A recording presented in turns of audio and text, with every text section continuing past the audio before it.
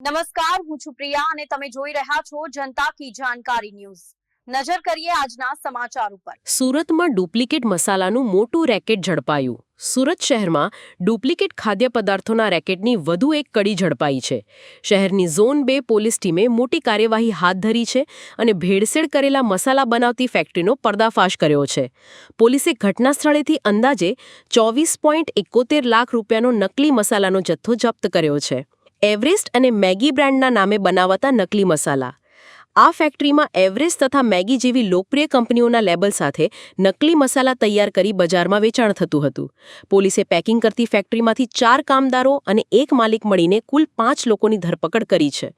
આરોપીઓએ માત્ર 1 મહિનાની અંદર જ હજારો પેકેટ તૈયાર કર્યા હોવાનું સામે આવ્યું છે।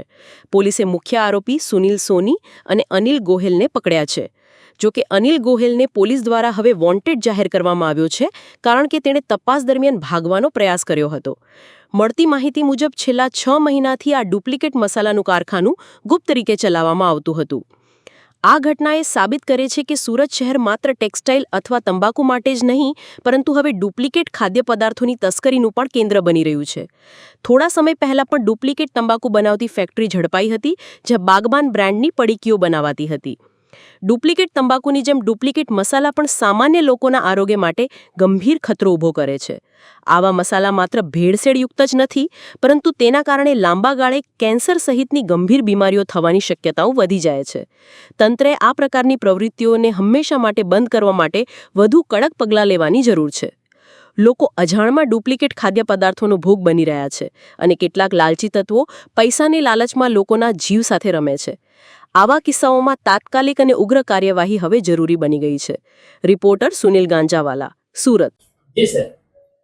તારીખ 26 જુલાઈના સાંજના સમયે અમારી ઝોન 2 એલસીબીના જે 2 એએસઆઈ છે પ્રદીપ જગદંબા પ્રસાદ અને નરેશ હોશિયારસિંહ એ લોકોને એમના ખાનગી બાતમીદાર મારફતે માહિતી મળી હતી કે દક્ષેશ્વર 3 રસ્તા નજીક ચામુંડા ઇન્ડસ્ટ્રીયલ એસ્ટેટની અંદર ડુપ્લિકેટ મસાલા બનાવતી એક ફેક્ટરી કાર્યરત છે।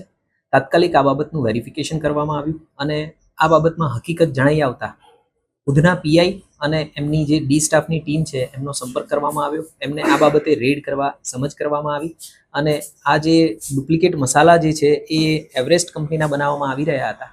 એટલે એવરેસ્ટ કંપનીના જે સુરત ડિવિઝનના એરિયા સેલ્સ ઓથોરાઇઝ મેનેજર છે એમનો સંપર્ક કરવામાં આવ્યો। ત્યારબાદ આ રેડ કરવામાં આવી અને રેડ દરમિયાન અમારા ધ્યાનમાં આવ્યું કે ત્યાં આગળ જે છે એ 4 આરોપીઓ અમને મળી આવ્યા હતા કે જે ત્યાં આગળ ફેક્ટરીની અંદર કામ કરી રહ્યા હતા। આ જે 4 આરોપીઓ છે એમાં એક વિનોદદાસ રાજેન્દ્રદાસ, બીજા વિનોદદાસ પૂનાદાસ, ત્રીજા કૈલ્લુ જેઠા મુર્મ અને ચોથા સુરેન્દ્રકુમાર કાલુદાસ। આ ચારેય જે વર્કર કમ આરોપીઓ છે જે ડુપ્લિકેટ મસાલાનું પેકિંગ કરી રહ્યા હતા એ ચારેય બાંદા બિહારના મૂળ વતની છે। અગાઉ જે આ ફેક્ટરીની અંદર કામ કરી રહ્યા હતા એ જ વર્કરો મારફતે આ લોકો આવી ગયા હતા। લગભગ 1 થી 2 માસ પહેલા જ એ લોકો અહીંયા આગળ આવ્યા છે। જૂના જે આરોપીઓ છે એ તમામ આરોપીઓ જે પેકિંગ કરનાર માણસો હતા એ અત્યારે ફેક્ટરી છોડી ગયેલા છે। એટલે આ 4 આરોપીઓની વધારે પૂછપરછ ચાલુ હતી જે દરમિયાન ધ્યાનમાં આવ્યું કે આ ફેક્ટરી જે છે એ મૂળ અનિલ ગુમાનસિંહ ગોયલ જોધપુર રાજસ્થાનનો જે વતની છે એ ચલાવી રહ્યો છે અને એની સાથે સુનિલ સોની કરીને જે એમનો માણસ હતો એ પણ આની અંદર સંડોવાયેલો હતો। હાલે અમે જે આગળ 4 વર્કર જણાવ્યા એ 4 વર્કર અને આ સુનિલ સોનીની અરેસ્ટ કરી અને ધરપકડ કરી અને પૂછતાછ ચાલુ કરેલી છે। અને આ જે અમારી રેડ થઈ એ દરમિયાન લગભગ 25 લાખ જેટલો મુદ્દામાલ અમે કબજે કરેલો છે જેની અંદર 3 ડુપ્લિકેટ મસાલાનું પેકિંગ કરતા મશીન, એક કોમ્પ્રેસર મશીન, વજન કાંટો, નકલી મસાલા વગેરે કબજે કરેલું છે।